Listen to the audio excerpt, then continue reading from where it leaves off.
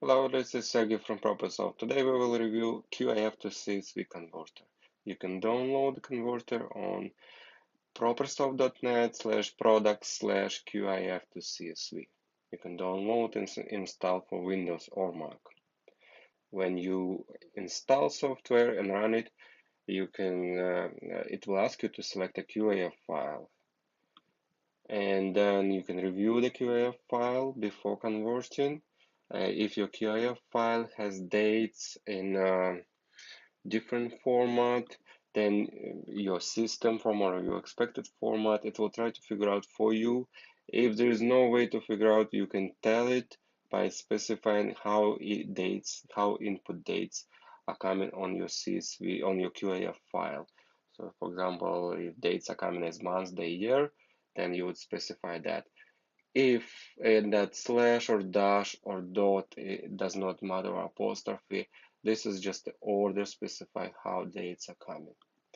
And in some QIF files, they come in without year. And if you need to specify year, you can set which year those transactions belongs to. Now you review all those QIF details, all those transaction details. Each transaction takes one line.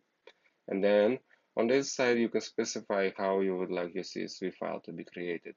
Either going to be CSV file, it's going to be Excel file, it's going to be limited fields, QuickBooks Online file, or zero file, or mint file that you choose. And then you would specify which format you would like dates to be, depending on how you like it, how you need it to be on CSV file.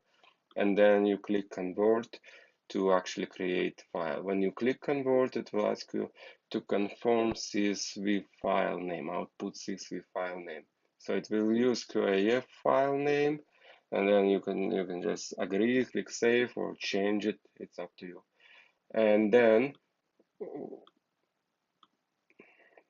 when the file is saved, if you specify to open file after conversion, so you use software associated with CSV file, it could be Excel or it could be Notepad, that for you to review created CSV file. That's it.